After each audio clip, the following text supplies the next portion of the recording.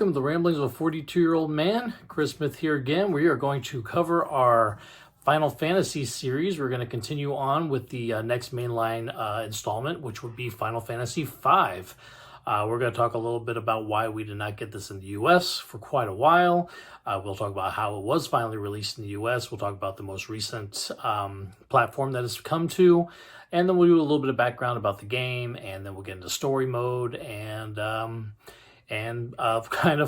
we'll talk a little bit about another game called Final Fantasy Mystic Quest that we received in the US instead of this game, and some of the reasonings that went behind that as well. So please stay tuned. So Final Fantasy V was released in Japan in 1992.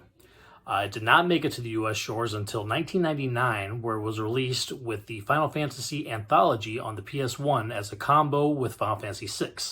Now I've got to do some retraction from my Final Fantasy IV video where I mentioned that it had been partnered up with Final Fantasy IV in the release of the Final Fantasy Chronicles, which it was not. It was Final Fantasy Chronicles is Final Fantasy IV and Chrono Trigger, which is a game that we will talk about one day. But the Final Fantasy Anthology involved Final Fantasy V and VI put together, and that came out on the PlayStation 1 in 1999. So, reason why we didn't get it for 7 years? Well, when they were originally creating it in Japan, they thought that it was maybe a little too difficult for us on the Western shores to grasp. And so they created another game called Final Fantasy Mystic Quest, specifically to be released in the US. That was a much more stripped down, easy RPG. Supposed to be considered an entry-level one for us here in the States, because evidently we were not quite good enough at RPGs to handle the level of game that Final Fantasy V was going to be. We'll talk a little bit more about that at the end of this. But the most recent release of this would be another pixel remaster, just like all the other ones so far, 1 through 4 have been. They released a pixel remaster on mobile phones in 2021, and it will be released in the Final Fantasy Pixel Collection edition that is coming out on Switch and PS4 later this year. Once again, this game is directed by Hironobu Sakaguchi with music by Nobuo Uematsu. This will be the last time that Sakaguchi steps into the director's chair for one of these games. He will be doing a lot of producing still going forward. He actually pretty much is like the head of production for Final Fantasy for a number of years. But this is his last directorial Final Fantasy game. And then Nobuo Uematsu does the music for quite a bit longer still. And so next we'll get into some of the gameplays of Final Fantasy V and how they differ from what we've seen so far with the other Final Fantasy games we've talked about. So gameplay-wise, Final Fantasy V mostly is pretty similar to what we see in the other games. It's, world map walking, going into dungeons, going into towns, going into villages. It continues the active time battle system the Final Fantasy IV had, where you've got kind of a time bar that fills up for each character before you do an action, rather than just stopping at each turn to enter in your character's interactions. You have 4 characters again. We come back from 4, where we had 5. We're back down to 4 characters for Final Fantasy V. We still got experience building, we still got leveling up system, and so forth. The biggest change in this game compared to ones that we've had before is the job system. So this one has a similar job system what we saw back in Final Fantasy III, where you will get crystals, who will give you powers, you'll earn jobs based on crystal shards that you find throughout the world. Now here, a little different way. With Final Fantasy III, you just kind of could change jobs whenever you want to. There wasn't really a leveling system of the jobs. Even though there was a job points, it never seemed to change a whole lot. Here, each job has a number of skills that if you're equipped the job, you can use those skills, but you can also, using ability points at the end of each battle, along with your experience points, earn these abilities to keep even as you change to other classes. So let's say you're being a white mage and you learn like level 1 white spells, and you change over to be a knight. You can now take that white level 1 spell and put it onto your knight as well. You're limited to 1 slot to change onto a character class. So let's say you learn white magic and black magic, and then you go to be a knight. You can't do both. You have to choose which one of those magic you want to put on your knight. So there's 22 total jobs in the game, a little more expanded versus what we saw in Final Fantasy III as well.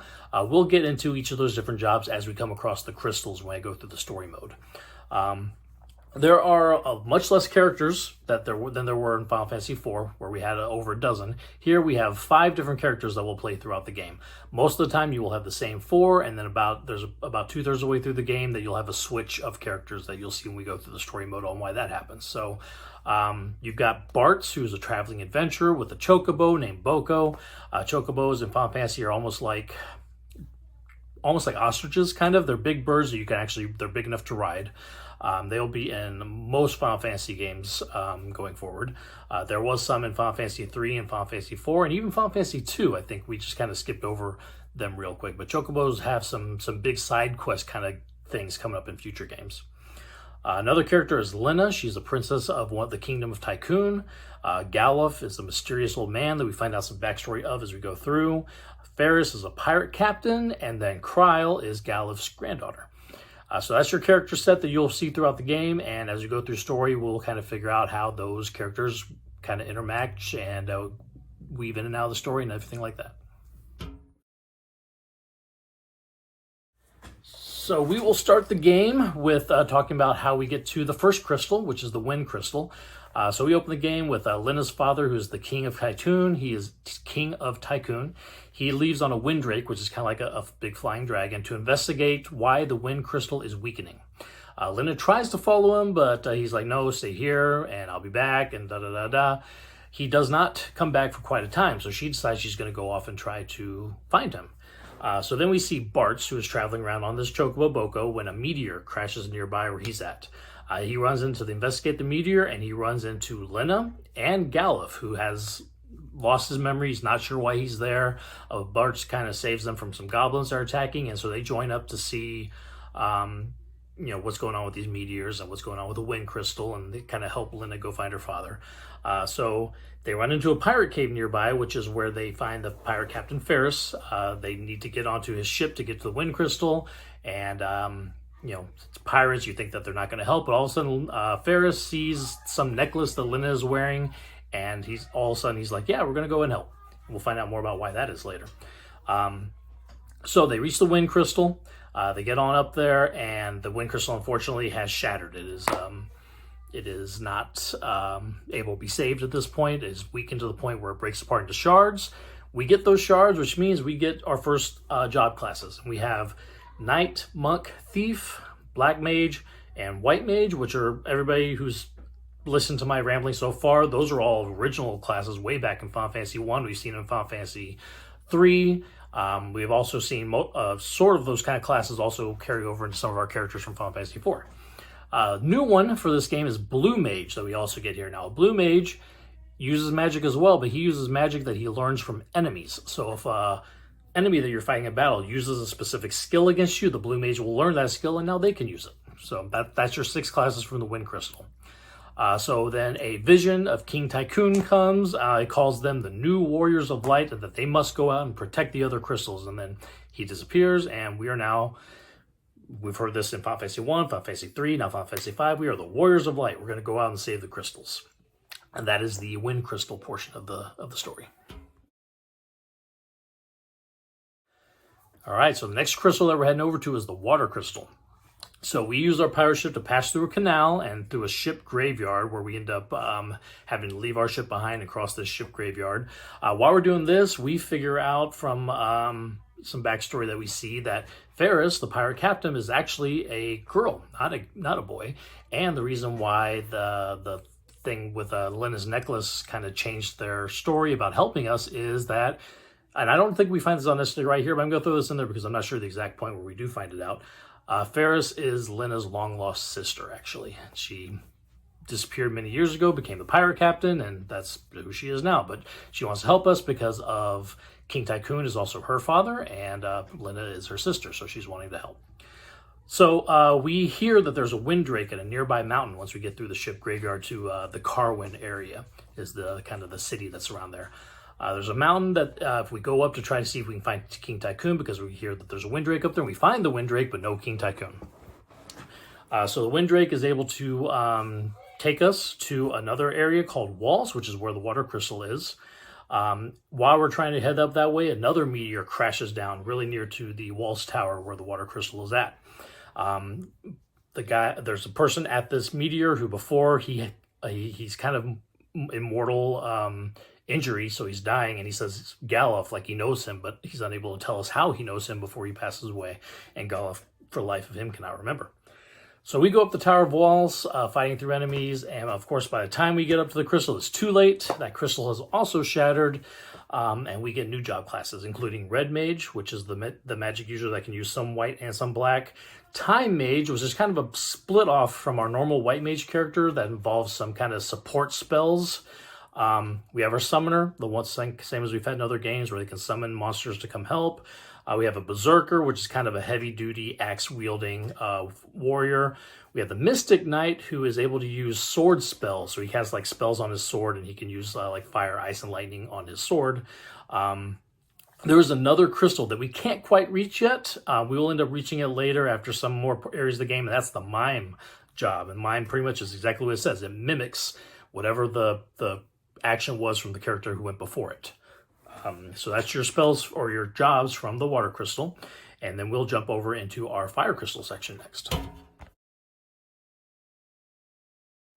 All right, so in this section, we're all about trying to go save the Fire Crystal before it also blows up. So we take a look at the meteor that landed near Walls Tower, and we find that if we step into this little portal in the middle, we get teleported to another meteor that happened to land near the Fire Crystal area. All these meteors seem to be kind of falling near these crystals. So we go to the town of Karnak, where we meet Cid, who is actually an inventor who created machines to amplify the crystal's powers. And these machines are probably a lot of what's causing these crystals to shatter. And so Cid has come to realize this, and he's wanted to stop his machines and stuff. But of course, these kingdoms who are using the power of the crystals don't want to stop using the machines, because that's how their kingdoms are run, with these crystals. So we go down to a fire-powered ship to try to stop the machine that is kind of amplifying the fire crystal's power. We get down, we're going through the ship, we run into another character who must have come out of that meteor that landed near the fire crystal, near the fire crystal area, because he also knows Galuf, and he starts kind of helping them get through the fire ship.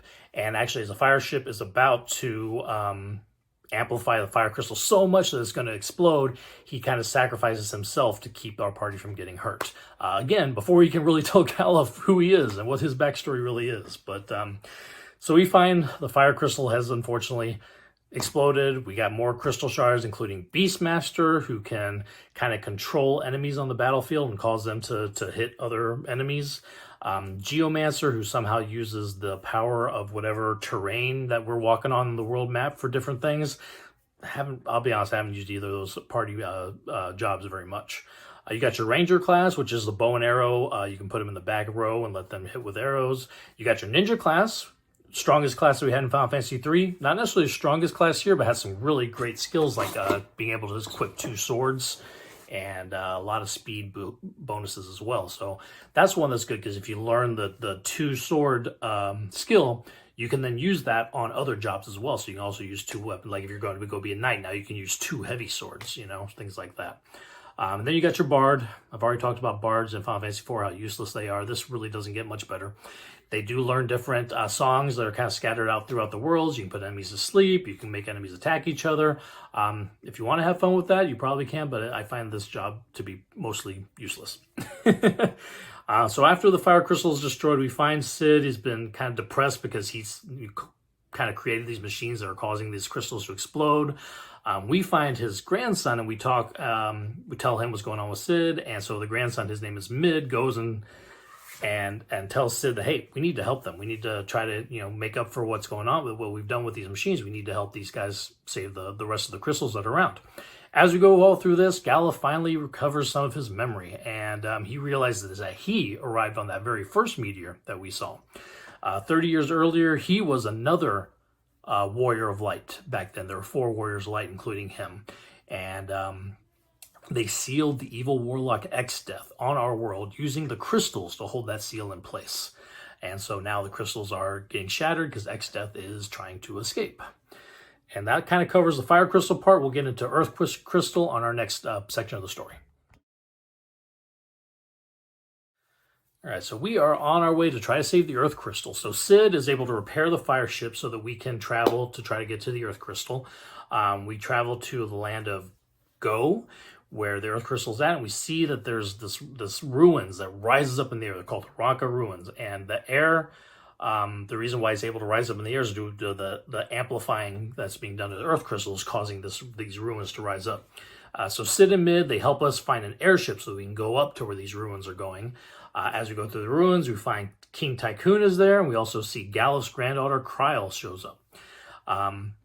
Unfortunately, before we can do anything to stop it, the Earth Crystal shatters. Exdeath is now free. He attacks the party, but then disappears after King Tycoon interferes and gets killed in the process. So we received new jobs from the Earth Crystal. We got Dragoons, as we've seen in 3 and Final Fantasy 4 with Kain. They can obviously jump and land on everything. We've got a Dancer class, never used, so I'm honestly not quite sure what their functionality is.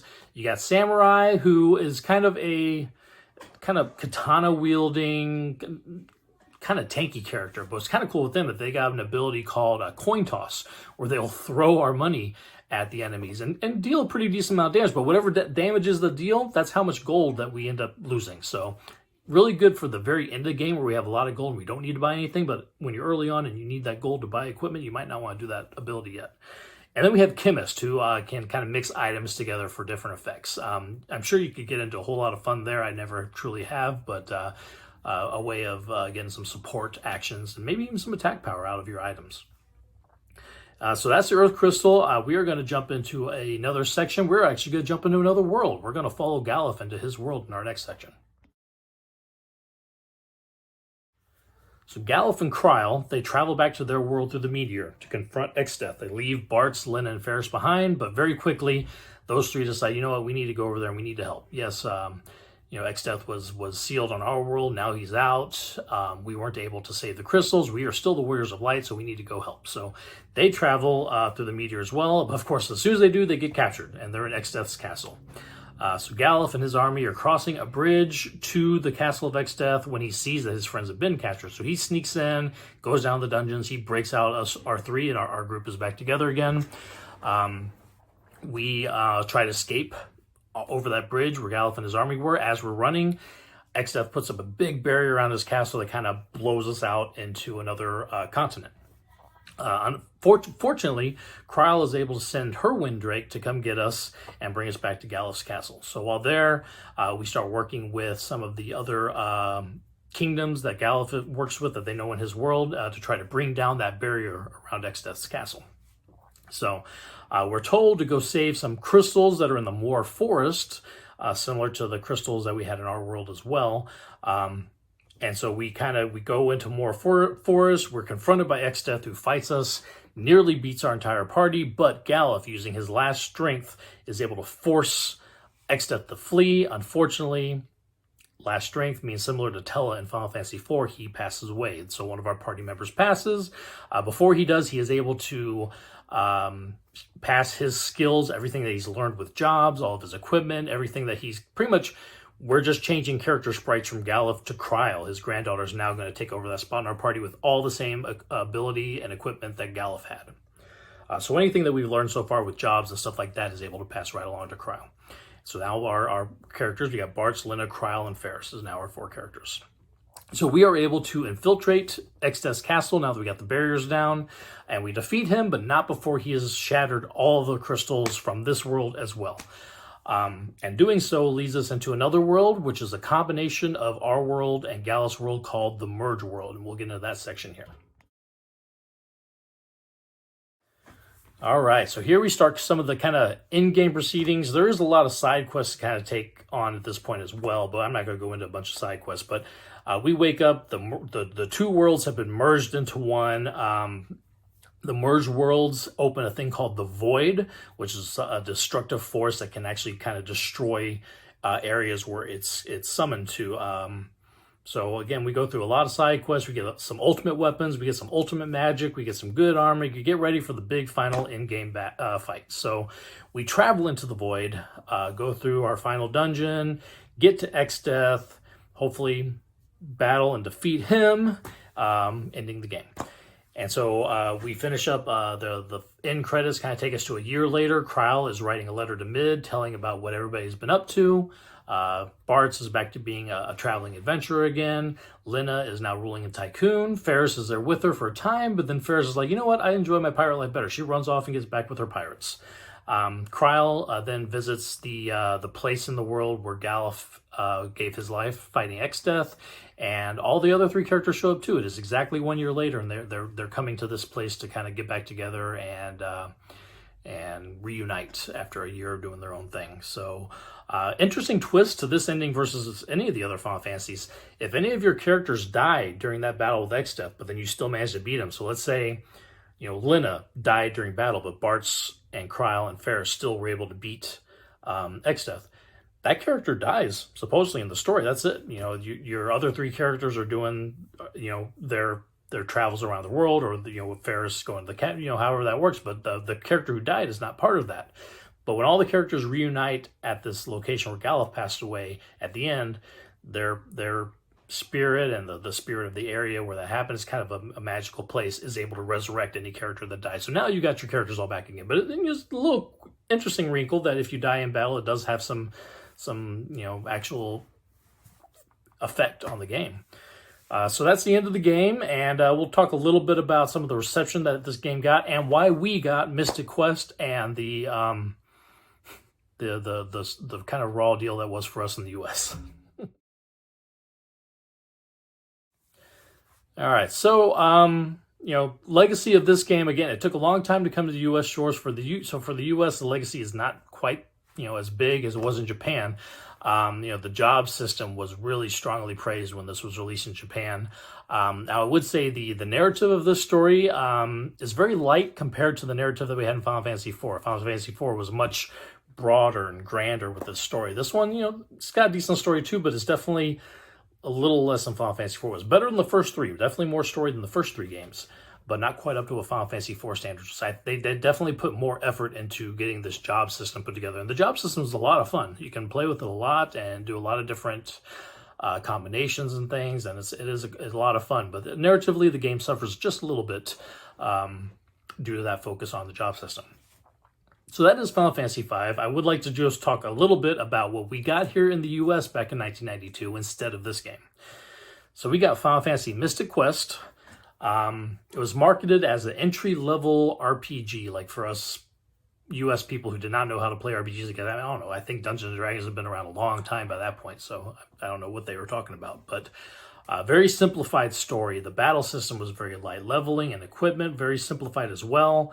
There are no random battles. You would walk up to a sprite on the screen, and if you talk to that sprite, that's where your battle would start.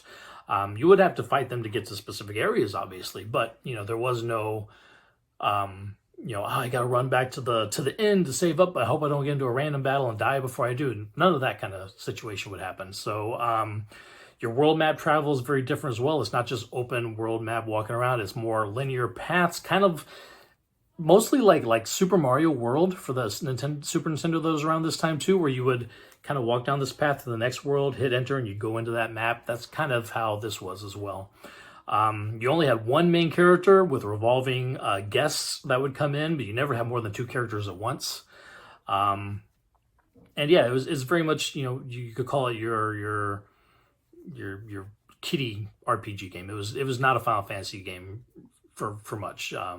It was not well received financially or critically, and some of the music was kind of highlighted as a success with it, but the game itself, I don't even think, other than maybe like the Wii Virtual Store, it has never been re-released in anything. We know, as you've heard in all these other things, that Square really likes to re-release these games. They do not want to release this one, evidently.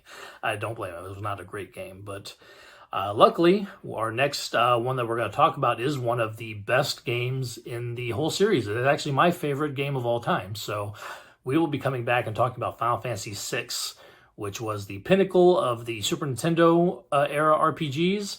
And honestly, narratively, still some of the best gaming that Final Fantasy has shown us, even with modern times. So please join us next time as we talk about Final Fantasy VI. Thank you for listening. You guys have a great day.